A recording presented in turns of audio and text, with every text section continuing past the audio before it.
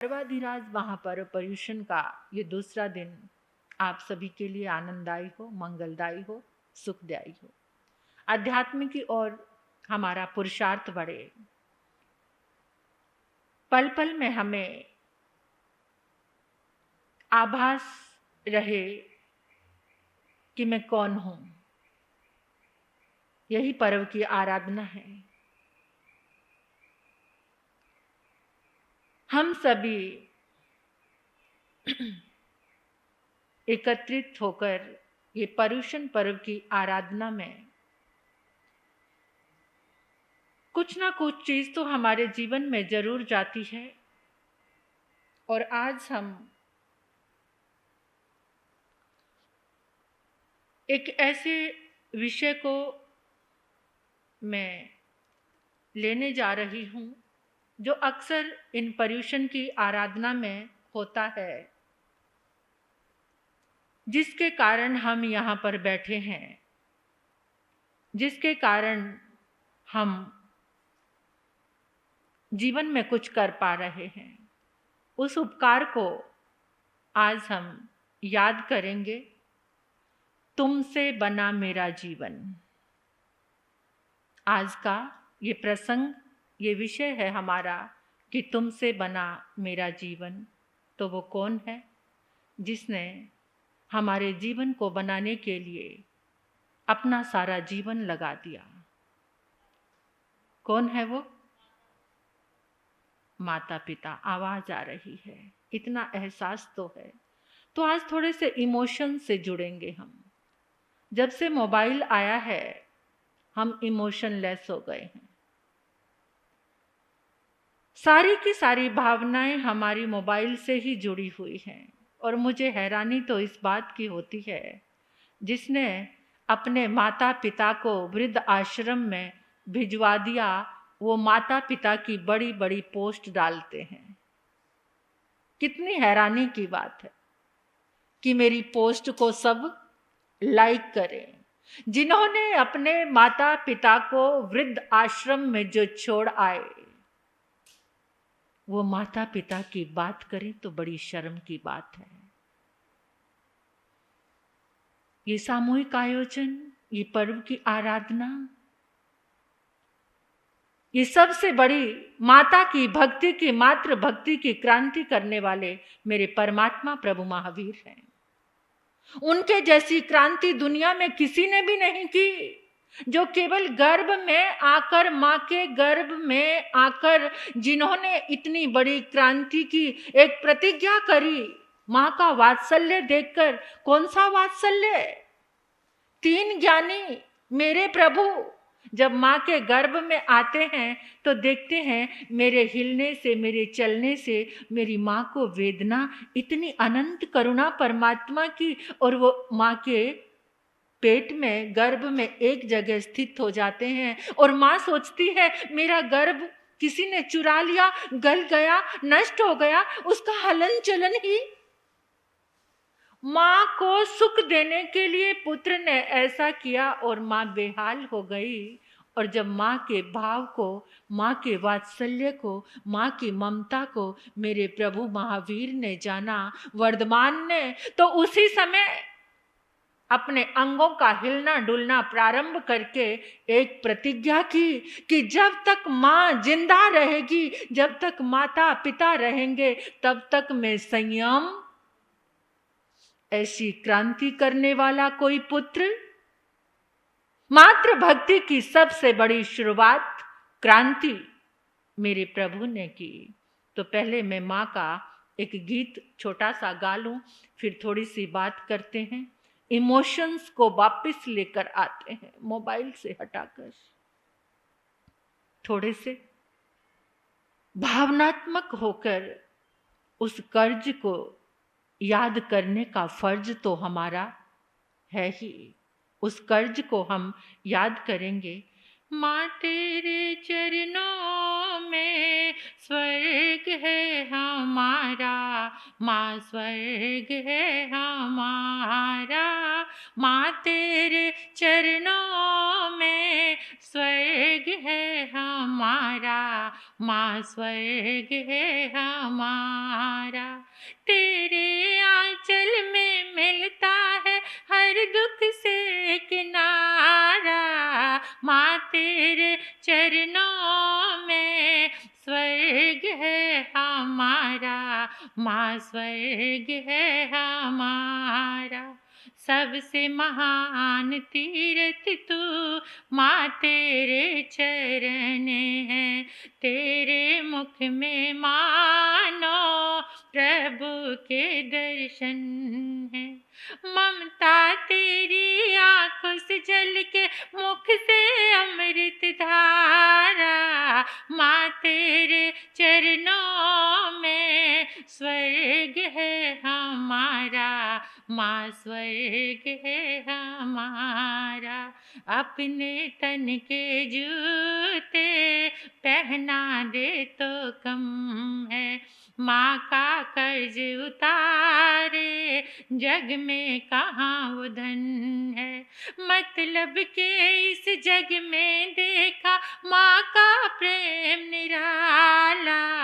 माँ तेरे चरणों में स्वर्ग है हमारा, माँ स्वर्ग है हमारा। परमात्मा में माँ है, महात्मा में माँ है, आत्मा में भी माँ है, श्यामा में भी माँ है।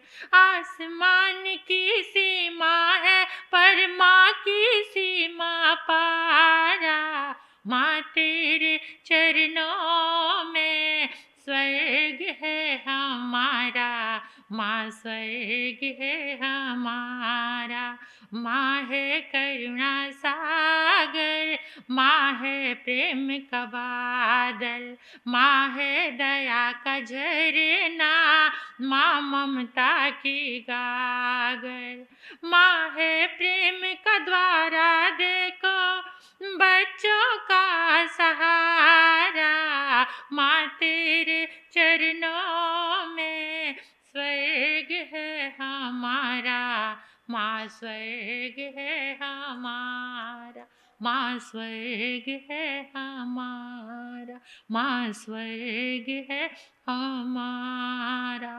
अंबर के स्वर्ग की बातें करने वालों, आओ जरा धरती पे जहां रहते हैं उस स्वर्ग को भी देख लें जरा। माँ संसार का सबसे खूबसूरत शब्द है। माँ कहते ही, अभी माँ की ममता की बात चल रही ना, देख रहे हो देव की माँ का सुन रहे थे ना अभी। माँ कैसे बेहाल हो गई। माँ बोलते ही पूरा मुंह भर जाता है। सिर्फ एक ही वर्ड है दुनिया में, माँ बोलो पूरा मुंह भर जाएगा। एक ऐसी मिठास, जीवन की रंगोली, आंगन की रंगोली, जीवन का सौभाग्य मां से खिलता है। मां वो कलश है जिससे संस्कारों का मीठा रस बहता रहता है, बहता रहता है। उस कलश से अगर पूरे जीवन को समझना है तो सिर्फ मां को समझ लो, पूरा जीवन समझ आ जाएगा। मां ब्रह्मा है, विष्णु है, महेश है। इन तीनों देवों का संगम किसी के बीच में है तो वो मां के अंदर है। जन्म देने वाली, पालन करने वाली ब्रह्मा, जन्म के साथी विष्णु, पालनहार महेश, उद्धार करने वाले। पालन करने वाली, जन्म देने वाली और उद्धार करने वाली कौन है? मां है।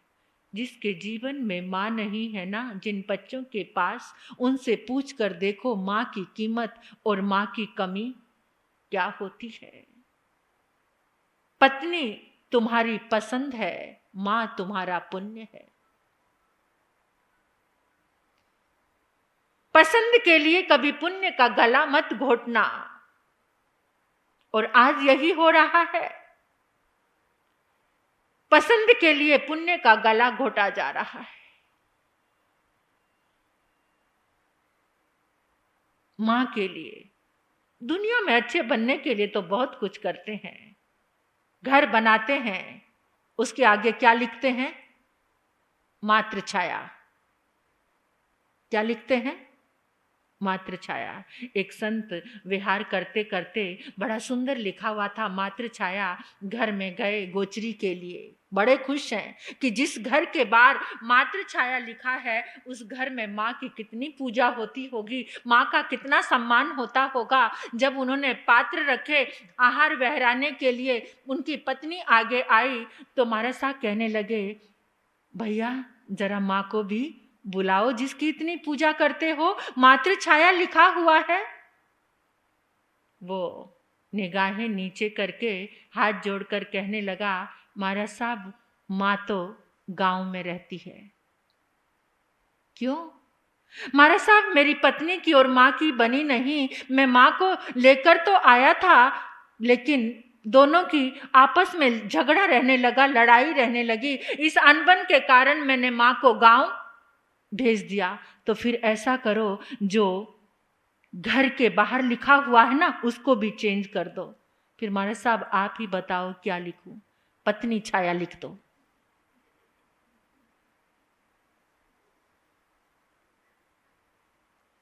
जब मां का नाम लिखकर मां को रखने का हुक्म नहीं है तो मातृ छाया क्या?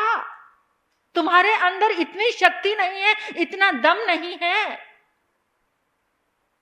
तुम मां की शक्ति को जानते नहीं। बचपन में मां, जवानी में महात्मा और बुढ़ापे में परमात्मा।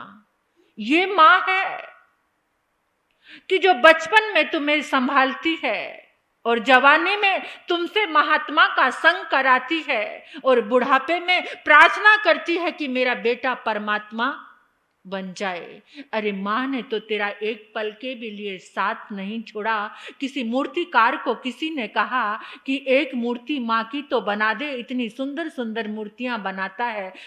मूर्तिकार ने कहा मेरे अंदर शक्ति नहीं, जिसने मेरी मूर्ति बनाई मैं उसकी क्या मूर्ति बनाऊं। संगीतकार को कहा अरे इतना सुंदर संगीत बजाते हो, क्या सुर लहरियां हैं, माँ का कोई गीत तो गाओ। जिसने मुझे गुनगुनाना सिखाया, जिसने मुझे बोलना सिखाया, मैं उसका गीत क्या गाऊं। चित्रकार को कहा एक चित्र माँ का तो बना, जिसने दुनिया के कैनवास में मेरा चित्र बनाया, उस माँ का चित्र बनाने की शक्ति मेरे पास नहीं है। माँ कवि नहीं, काव्य नहीं, महाकाव्य है। माँ कोई शाला नहीं, पाठशाला नहीं, कोई स्कूल नहीं, वो महाविद्यालय है जहां से जीवन के हर संस्कार की शुरुआत होती है। बहनें बड़े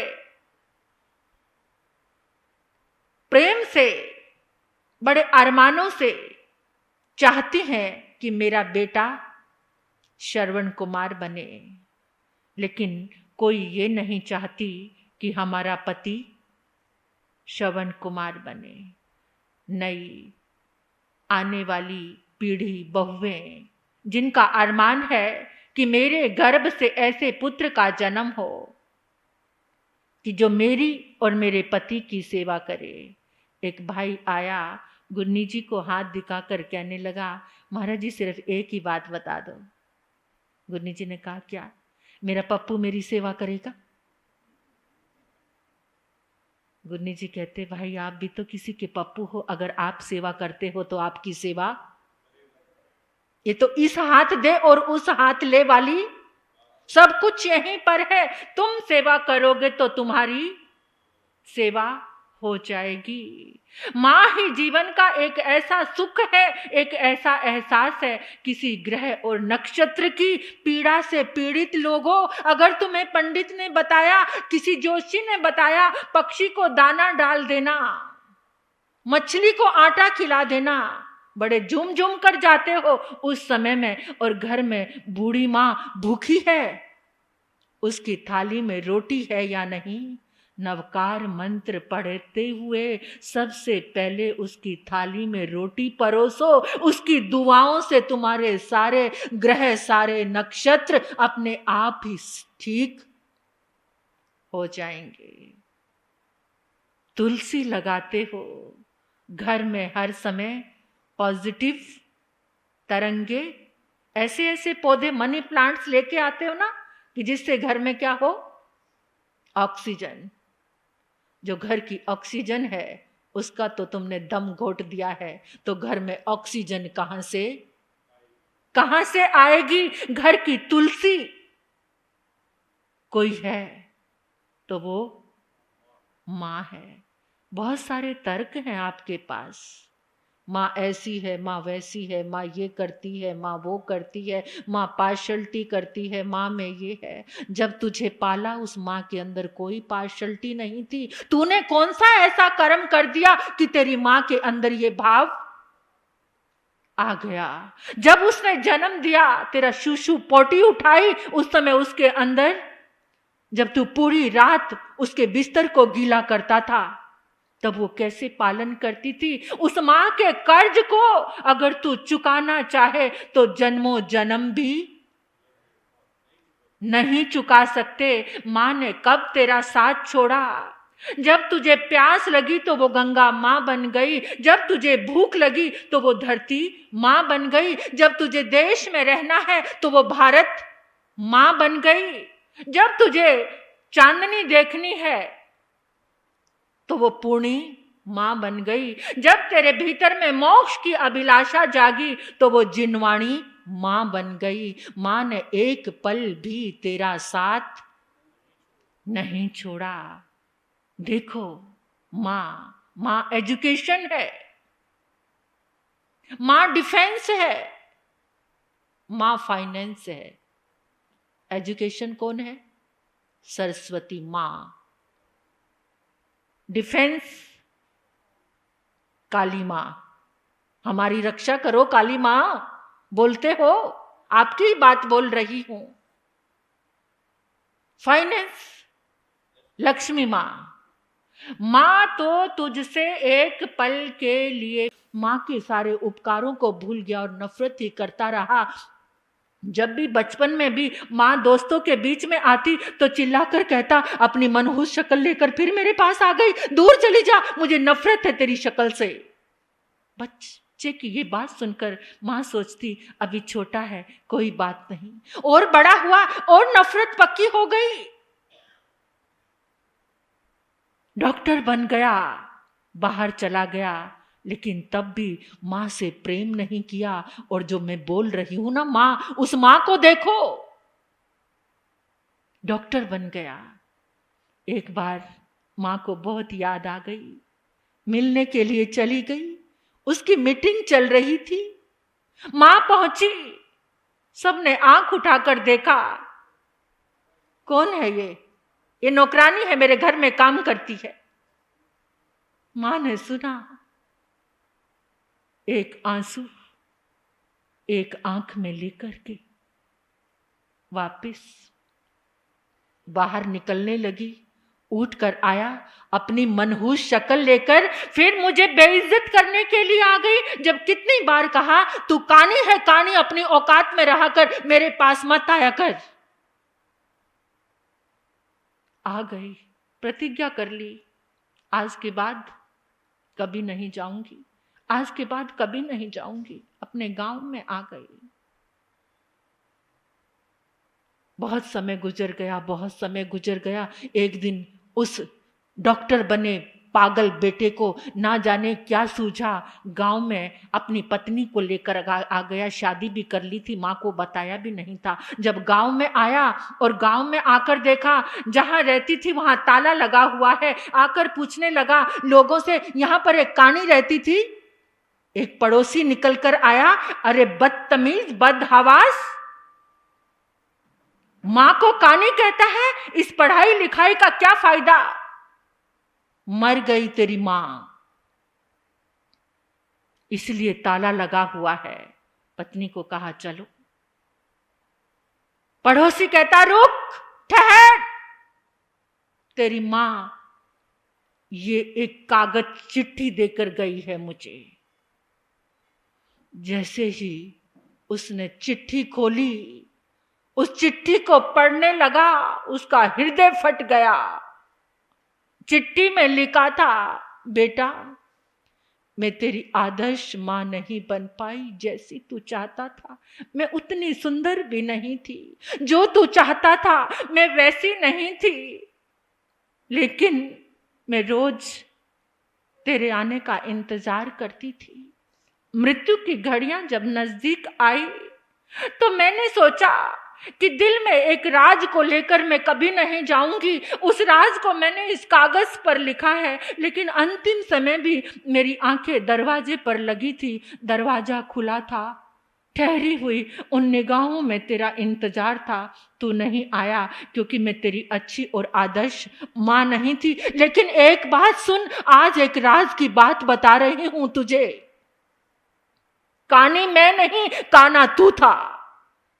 जब तेरा जन्म हुआ तेरी एक आंख नहीं थी और मैंने उसी समय डॉक्टर को कहा, डॉक्टर साहब अभी तुरंत ऑपरेशन करो, मेरी एक आंख मेरे बेटे को दे दो।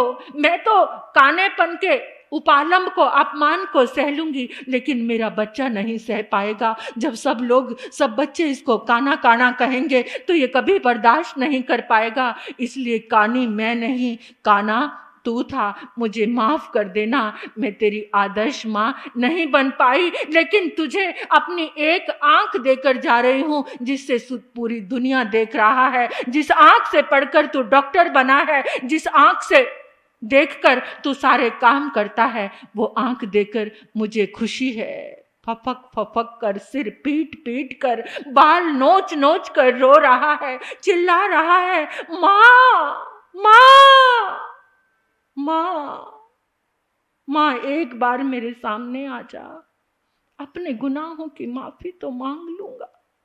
एक बार माँ, एक बार कहाँ चली गई? ये धरती फट जाए, इस धरती से मेरी माँ निकल कर आ जाए। माँ एक बार तो आ जा। मुझे नहीं पता था तूने इतनी कुर्बानी की। ऐसी होती है माँ। जिस माँ को आप ठुकरा चुके हैं, या जिससे अलग रहते हो, या जिससे बोलते नहीं हो, जिससे नाराज रहते हो, उस माँ से आज माफी मांग लेना, जाकर उसके चरण पकड़ लेना। कभी कोई ऐसा शब्द बोला हो जिसके कारण उसकी आंख में आंसू आए हो, तो आज परवाधिराज पर पर्यूषण पर जो आप सुन रहे हैं, श्रवण कर रहे हैं, उस कर्ज से अपने फर्ज को याद कर लेना। कर्ज उतारना तो बहुत बहुत मुश्किल है, बहुत मुश्किल है, नहीं उतार पाओगे। और बहनों से भी कहना चाहती हूँ, जैसा भाव आपको अपनी माँ के लिए है, अपने पति की माँ के लिए भी वैसा भाव अपने दिल में लेकर आना। दिल में जो गांठ बंधी हो आज खोल लेना। अपनी सासू जी को पहले आज भोजन परोसना, बाद में खुद खाना, अगर आपके पास ऐसा सौभाग्य है। अगर रोज ही नमोकार मंत्र पढ़कर परोस कर भोजन उनको देती हो तो सचमुच में कोई फर्क नहीं है। पति की हर चीज को अपनाया है आपने, पति की हर चीज पर अधिकार करके बैठी हो तुम। उसकी माँ पर भी अधिकार करो, उसकी माँ पर भी अधिकार करो। पति का बंगला तुम्हारा है, पति की गाड़ी तुम्हारी है, पति ने जो कमाया है उस पर तुम अधिकार करके बैठी हो और उसकी माँ को दूर फेंकती हो। इससे बड़ा धिक्कार वाला जीवन कोई और नहीं हो सकता। तो इसलिए ये परवाधिराज महापर्युषण कह रहे हैं कि सबसे पहले अपने हृदय को अपनी माँ के लिए पावन करो, अपनी माँ के चरणों में झुको। ये है कि तेरे बिना सब कुछ आज अधूरा लगता है। जब घर में कोई खुशी होती है और जिसकी माँ नहीं होती तो वो क्या सोचता है, काश आज माँ मेरे पास होती, काश माँ ये देख पाती। तो माँ को रुलाना नहीं, माँ को नाराज नहीं करना। परवाधिराज का ये दूसरा दिन हमें यही कह रहा है, यही सिखा रहा है। देव की माँ को सुन रहे हो, देव की माँ की ममता को सुन रहे हो, देव की माँ के वात्सल्य को, अपनी माँ के वात्सल्य को भी याद करके नमन करो, नमन करो, नमन करो माँ को।